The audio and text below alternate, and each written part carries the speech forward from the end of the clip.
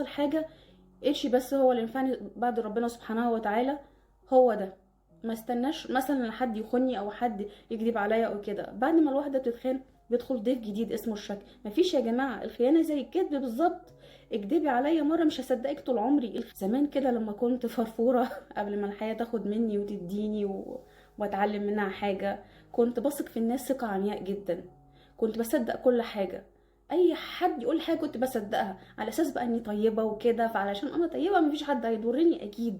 لقيت الضربات بتجيلي ورا بعض ورا بعض ورا بعض. كنت زمان معتقده ان انا بحب واحد من اصحاب البدل، وانا زمان كنت يعني ايه، كان اي حد لابس بدله كنت ضعيفه جدا جدا. ايه ده، انا نفسي اتجوز واحد ببدله والكلام ده كله. وانا لقيت واحد بقى ايه من ارباب الناس اللي لابسه بدل والحاجات دي. مثلا لما كنت في المترو والكلام ده وكانوا يشوفوه والحاجات دي كلها، كان البنات يلا كده كده. انا كنت فرحانه قوي بتفكرني بوفاء الكيلاني واسمه تيم حسن. هي ديت النظره اللي انتوا عارفينها. هو ده الحقد والغل. المهم يعني ما كده كده ما تستعجلوش يا بنات، انا اتخزوقت. ما علينا. ما علينا. انا كنت مبهوره بيه طبعا والكلام ده. بتصل كده بيه في يوم الاقيه ما بيردش. طب اتصل بيه تاني برضه ما بيردش. طب اتصل بيه بقى من الليل، الاقي واحده كده بترد عليا بتقول لي انا وهو بنحب بعض، وهو حكى لي كل حاجه عنك، وتقول لي تفاصيل عن حياتي. بتقول لي تفاصيل عن حياتي يا فريندز، عن حياتي بتقول لي تفاصيل عن حياتي. في اللحظه ديت كنت اتمنى ان الارض كده تنشق وتبلعني من كتر الاحساس بالخيانه. مش من كتر الحب، من الاحساس بالخيانه وطيبه القلب واللي انا داخله بعشم كده والكلام ده. انا اتصلت بيه بالليل، قلت ايه يمكن يكون جراله حاجه، مثلا يكون جات له مثلا سكته قلبيه، وانا يكون مثلا جات له سكته قلبيه، وانا اروح اتصل بيه واتصل له بالاسعاف والكلام ده، واخده على المستشفى واتبرع له بدمي واديله كليتي ويعرف اني بحبه والكلام ده ونتجوز واغيظ كل البنات اللي في الشارع.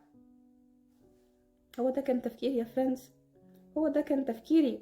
بابا كان دايما بيقول عليا ان انا خياليه، واللي انا يعني بحلم احلام كتير قوي وخياليه. والصراحه هو بابا كان عنده حق. انا كنت زمان سندريلا العصري. والله كنت كل يوم عربيه بتدوسني والشاب الامور بيقف بعربيته وبينقذني، او عربيه كل يوم بتدوسني، او النتيجه عيني في عينه على طول، حب من اول نظره والكلام ده. او مثلا ماشي على الكورنيش والاقي مثلا ايه واحد امور والكلام ده، وتيجي اغنيه يارا صدفه ما بين كل الناس علقني.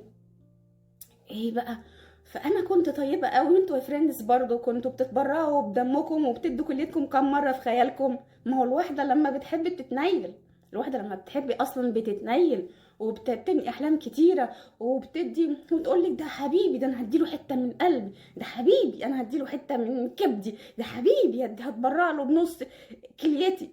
لا يا اختي، لا يا اختي، ما تتبرعيش يا اختي، ما تتبرعيش. الواحد من دول بيكون عارف 3 أو 4، وبيكون بيحب في 6 وموعد 3 بالجواز. كان تليفون مستعمل والكلام ده كله، وصاحب التليفون كان شاب كده فرفور والكلام ده معرفوش. اشتريت التليفون لقيت كده المسجات والحاجات دي ما اتمسحتش من التليفون والحاجات دي. فقلت اقرا بقى والكلام ده، لقيت الراجل ما شاء الله عليه وعد 3 بالجواز وبيحب في 6. انا بصراحه بيني وبينكم كنت عايزه اقوم بالواجب بس ما حصلش نصيب. كده كده هم هيعرفوا لوحدهم، كده كده هم يعرفوا لوحدهم، هيعرفوا الكذب والخيانه والكلام ده كله. خيانه الاصدقاء يا ما انتي، طب ما انتي واحده يعني واحده صديقه بتقول لي اتكلمي عن خيانه الاصدقاء. ما هو الصديق ده هو الدكتور النفسي الفري اللي الواحد بعد ما يكون طالع عينيها بتروح تقول لها او بتحكي لها او بتحكي له على اللي حصل وعلى الحاجات اللي خدتها والضربات اللي خدتها. فاهمه؟ لما يكون الصديق ده خاين نروح فين يا فريندز؟ نروح فين؟ الا خيانه الاصدقاء ديت بتفكرني بواحده وبنت عمها، واحده كانت كويسه وواحده كانت وحشه، واحده كانت كويسه وواحده كانت يعني ايه، يعني شعنونه كده وشقيه والكلام ده. الاتنين اتجوزوا، اول ما الاتنين اتجوزوا دي كان الطيبه كملت والشريره اتطلقت. وبعد ما اتطلقت، وديت بنت عم ديت، بعد ما اتطلقت الشريره لفت على على جوز الست الطيبه ديت وراحت اتجوزته وساب دي. بعد كده اكتشف ان هي شريره، بعد كده راح رجع لها، حب يرجع للست الطيبه، ما وافقتش. ما هي اتخانت يا فريندز، اتخانت. الخيانه شعور وحش، الخيانه حاجه صعبه جدا. اشتغل والكلام ده، كنت في اخر العشرينات او حاجه، كنت بشتغل في مكان، فكان عندي زميلة شغل والكلام ده كله، فكانت بتحكي لي بقى وتقولي عن مشاكلها عن خطيبها وعن خطيبها وهم هيفركشوا والحاجات دي كلها وخلاص بعد ما جابوا كل حاجة والحاجات دي كلها وتحكي لي والكلام ده. وانا طبعا اتعاطفت والحاجات دي معاها وزعلت علشانها والكلام ده كله. في يوم كده رحت في الكوافير، علشان يعني انتوا عارفين العمايل الستين اللي احنا بنعملها في وشنا والكلام ده. المهم رحت كوافير كوافير يعني من 50,000 كوافير، وكانت أي قاعدة معايا وبتحكي لي قبلها بيوم بتحكي لي. أروح الكوافير، أدخل ألاقي اللي هي بتتزوق علشان النهاردة فرحها يا فريندز، وأنا كنت قاعدة معاها في نفس اليوم.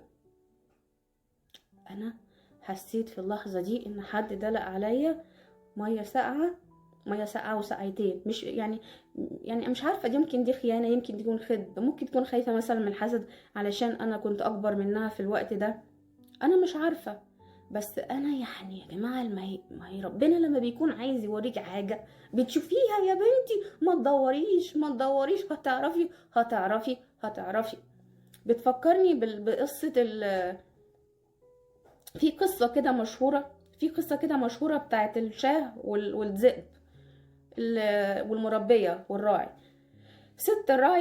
الست الراعية شافت كده ديب كده صغير، ابوه وامه ماتت او حاجه زي كده، فقالت اخده اربيه مع الجاموسه بتاعتي اللي هي الشاه بتاعتها ويرضع منها والكلام ده كله. وعلى اساس لو بقى ينسى طبيعته المفترسه وطبيعته اللي هو الديب مكار. فالديب كبر في يوم، الست راية مشيت، رجعت لقيت الديب واكل الشاه بتاعتها او الجاموسة بتاعتها. فقالت فيه الابيات دي، قالت له ايه: بقرت شهويتي وفجعت قلبي، وانت لشاتنا ولد ربيب، وزيت بضرها وربيت فينا، فمن انبأك ان اباك ذيب. إذا كانت الطباع طباع سوء فلا أدب يفيد ولا أديب. ست لازم تنجحي. وأنا معاكم. أنا عندي 41 سنة وما زلت بحاول أشوف نفسي أنا أقدر أعمل إيه علشان أكون قوية. أنا مش قوية يا أصدقائي، أنا مش قوية، أنا هشة جدا، والله العظيم هشة جدا جدا. أي حاجة ممكن تزعلني، هشة أوي أوي أوي أوي. فأنا بحاول اشوف نفسي انا ناجحه في ايه، انا اقدر اعمل ايه. انا عامله قناه اليوتيوب بتاعتي، حطيت فيها تقريبا يعني كل الحاجات اللي انا ممكن اكون بحبها واللي مش بحبها، علشان اكتشف نفسي انا عايزه ايه. اول ما عملت القناه عملتها علشان افضفض شويه معاكم، وانتوا عارفين انا فضفضت بايه، والناس اللي معايا من الاول عارفه انا فضفضت بايه، مش هفتحه تاني. بعد كده لقيت ان في ناس، وانا في الوقت ده كنت مصدومه وكنت في حاله سيئه جدا يرثى لها، وكنت طالعه من ازمه حاده لا يعلم بها الا الله. تمام. بعد كده لما بدات قناه اليوتيوب وبدات لقيت في ناس بتحبني، لقيت في ناس ليا اصدقاء معجبين بيحبوني بيسالوا عليا والحاجات ده كله. ابتديت ان انا عايزه اعمل فيديو تاني واعمل فيديو تاني علشان خاطر اسمع كلام لطيف، وعشان خاطر الناس تحبني، وعلشان خاطر ان انا انجح واثبت نفسي، وعشان خاطر اثبت الناس اللي هي حاولت تحطمني ديت اللي انا قدها وقدود. احنا ضعاف قوي يا اصدقاء، احنا ضعاف قوي قوي قوي قوي قوي قوي. فانا بكتشف نفسي معاكم، بكتشف انا اقدر اعمل ايه، بكتشف انا بحب ايه. انا ممكن ما احطش وصفات اكل تاني، ممكن ما اخرجش تاني ولا خروجات ولا الكلام ده، ممكن بس اكتفي ان انا اتكلم معاكم، وده كفايه قوي بالنسبه لي، وده كفايه قوي بالنسبه لي. انتي ما تقوليش انا سن كبير او سن صغير، اكتشف نفسي امتى؟ شوفي، كل واحد ربنا مديله حاجات بتميزه عن غيره، موهبه ما حدش يعلمها الا الله، وما حدش يقدر يعملها الا هو. فانتي اكتشفي انتي عايزه تعملي ايه. مش شرط علشان خاطر مثلا واحده نجحت في مجال يبقى انتي تقدري تنجحي فيه، او واحده مثلا بتعمل كذا يبقى انتي تقلديها او تعمليها. لا لا، في حاجه اسمها الشغف. لازم تختبري شغفك وتعرفي انتي بعد ما اعملي اللي انتي عايزه تقلديه ده، بس اكتشفي بعد، بس اسالي نفسك بعديها، انتي عندك الطاقه تعملي كده ولا ما عندكيش، ولا هي كانت مجرد بس لحظيه، ولا انتي عايزه تكملي. لازم تعرفي انتي عايزه ايه، انتي تقدري تعملي ايه. انا دخلت في مجالات كتيره قوي ومشاريع كتيره قوي على اساس ان انا انجح يا اصدقائي، على اساس ان انا اكون انسانه و... وعالج الصدمات اللي انا شفتها في حياتي، سواء بقى خيانه او مش خيانه، كذب او مش كذب او الكلام ده كله. ولسه بكتشف رغم ان انا اهو. تحسي بخوف، مش هتحسي بخوف من الحاجات اللي انت كنت خايفه منها زمان واتحققت. لا، مش هتحسي بخوف، لانك انت دلوقتي ليكي كيانك المستقل، واللي انت عارفه انت هتعملي ايه وهتروحي فين وكده، لانك انت واقفه على رجلك وعارفه انت بتعملي ايه، وناجحه في حاجه تديكي، هي تكون الوقود اللي انت تمشي بيه، تديكي الوقود والدفعه اللي انت تستمري، اللي انت تتغلبي على كيانك، اللي انت تتغلبي على احزانك والكلام ده كله. بنات وتقولي انا في الاخر انا هقدر اصلحه، او ممكن هيتجوزك وكل حاجه لانك انت مضمونه ومؤدبه وبنت حلال، لكن في يوم من الايام هيخونك لانه مش بيحبك. لو لسه على البر سيبيه، فورا، الطبع غلاب. امي دايما بتقول العرق دساس، يعني الحاجات دي وراثه يا فريندز، الحاجات دي ايه؟ وراثه. ما تلوميش نفسك، ما تسمحيش لحد، ان هو يقولك انت سبب في خيانتي. لا، ما تدوري، مش انت السبب، ما تسمحيش لحد اللي هو يقولك انت سبب ان انت اتخنتي. لا، ما هو اللي خاني ده قبل كده قال لي اصل انت بنت حلال وطيبه والكلام ده كله، فعلشان كده يعني ما تنفعيش. اه الراجل قال لي الحقيقه، ان هو طبعه كده، مش ان انا عيب فيا، لا، العيب فيه هو والعيب في غيره. ده مثال على الناس اللي بتخون. الخيانه كتير قوي، خيانه كمان التصديق يا اصدقائي، لما الواحد يكون مصدق حد قوي قوي قوي قوي قوي، ويكون عنده صوره كبيره، ويكون هو كل حاجه، يكتشف الانسان اللي هو بيصدقه ده ما يعرفش عنه حاجه، وانه كله كذب. تخيلوا الصدمه على الواحده لما تعرف مثلا ان صديقها او جوزها او اختها او اخوها او صديقتها كدابه او خاينه او الكلام ده كله. ما اصعب الصدمه، بس نعالجها ازاي؟ ممكن تعالجيها اللي انت تسامحي، ودوت اضعف الايمان، اللي انت تسامحي وده اضعف الايمان، وده هيتطلب منك طاقه كبيره جدا عشان انت تسامحي. وده اللي اغلبيه الناس اصلا الستات بيعملوه، اللي هم يسامحوا، وخصوصا في الخيانات الزوجيه بيسامحوا، لكن الراجل ما بيسامحش لما الست بتخون، لكن الست بتسامح في الخيانات الزوجيه، لكن الراجل ولا بيسامح في عاطفيه ولا زوجيه، للاسف الشديد. يعني الست حتى لو فكرت ليا تفكر في حد تاني برضو ما بيسامحهاش. فانتي لازم برضو تحبي نفسك شويه، لازم تحطي حد وتعرفي لحد امتى ممكن تسامحي على موضوع الخيانه ده، لحد امتى تعرفي تسامحي على موضوع الخيانه ده. مفيش مكان لخاين. الخاين خوان يا فرانس. الواحد من كتر الحياه اللي عاشها بقى الواحد يكتشف الخيانه والكذب من قبل اصلا ما تحصل، لان ربنا بيلهم الناس الطيبين القدره على الاحساس، على الحاسه السادسه اللي ربنا مديهالنا، لما تعرفي ان في حد كذب عليكي او خانك. والله العظيم يا فرانس، والله العظيم زي ما بقول لكم كده. فانتوا ما تستهونوش باحساسكم الداخلي، لو حسيتي ان في حاجه غلط، وحسيتي ان في حاجه غلط، في حاجه غلط، سواء بقى من زوج، سواء من زوجه، سواء من صديق، سواء من صديقه، لو حسيتي بحاجه غلط، هو ده صدقي احساسي.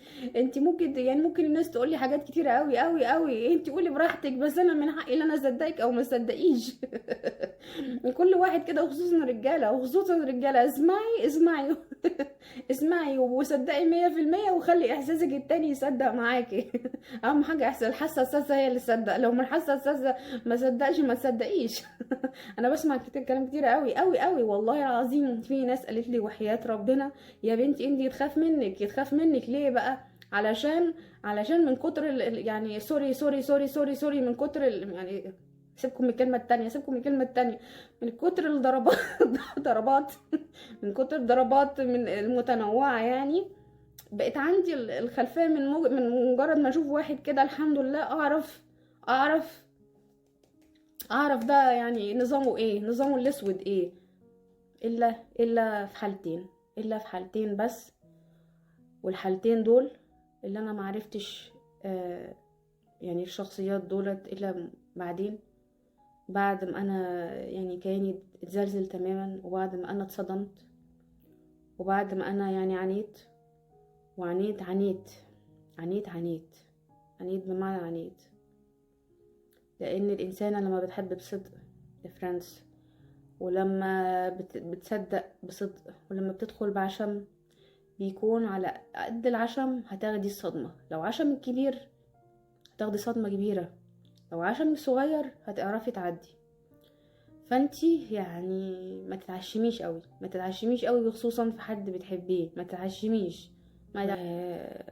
فلما مركز الكون ده او وحش الكون ده لما بيخون، وحش الكون ده لما بيخون، كل الكون بيتنايل على عينه. ما هو وحش الكون، ما هو وحش الكون، ما هو مركز الكون، ما هو ده اللي بيلف حواليه كل المجرات وكل الستات، ما هو ده.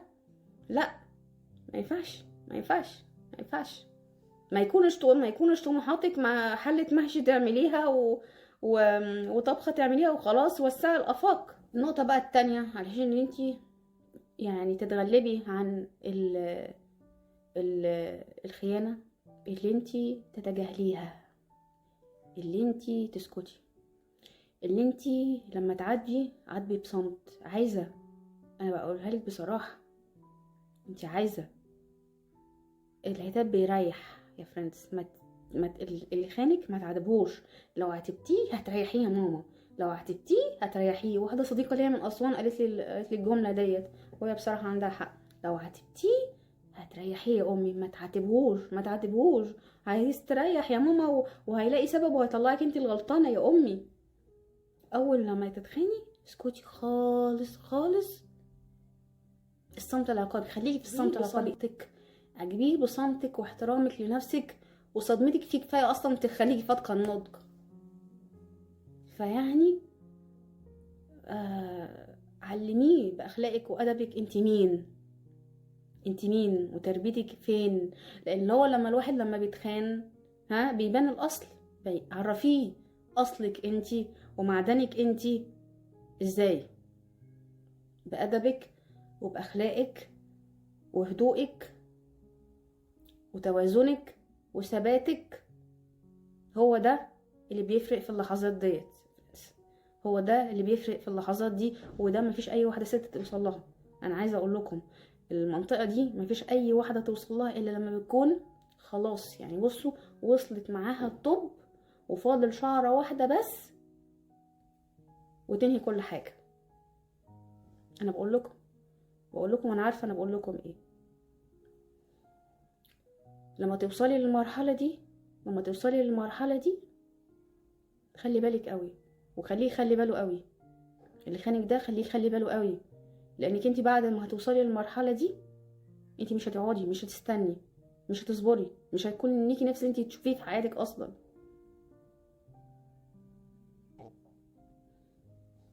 الحاجات دي لا تدرس في الكتب الارشاد النفسي وفي الطب النفسي يا فريندز.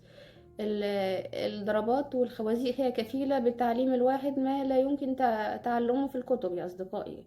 في قصص يشيب لها الجبين. كل ما لما تحسي ان انت اتخنتي، يا امي ما تحسي ان انت اتخانقتي يعني ايه، بصي طلعي غضبك، ما نفسي عن نفسك، نفسي عن نفسك، ما تكتميش غضبك، جيبي حد، خلي ناس حواليكي، خلي ناس حواليكي عشان تعرفي تطلعي. لانك انت لو كنتي في الوقت ده لوحدك ممكن تعملي مصيبة، ممكن تعملي حاجة تندم عليها طول عمرك. فخلي ناس حواليك يحكي لها كل حاجة عشان تعرف تحجمك وتعرف تقلل الضرر وتقلل من رد فعلك المتوقع على اللي انت هتعمليه. والله العظيم انا بقولك يا حبيبة قلبي، علشان الحاجات دي مش كل الناس هتقولها لك، والحاجات دي عن حاجات الواحد عاشها، وحاجات واحد شافها ومن معرفتنا باصدقائنا المجانين. ما هم يعني اللي احنا مجانين يا فريندز، احنا مجانين يعني، ما غير مستقرين، ما حدش توقع اصلا افعالنا ورد فعلنا ولا الحاجات دي كلها. والله العظيم مش في مجال ان انا انصح حد، انا اول واحده لازم الناس تنصحها هي انا محتاجه ان حد ينصحني. بس انا بقول لكم من تجارب، يعني تجارب حقيقيه انا عشتها، من الام حقيقيه انا عانيتها، حاجات وقعت قلبي، صدمت قلبي بجد، هزتني، خلتني احس كده اللي انا يعني ولا حاجه.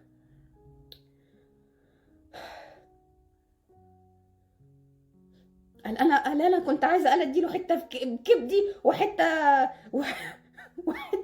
وحته من قلبي واتبرع له بدمي. يا اختي يا اختي يا اختي يا اختي يا اختي يا اختي، قال اديله، قال ده عزرائيل بلا اديله.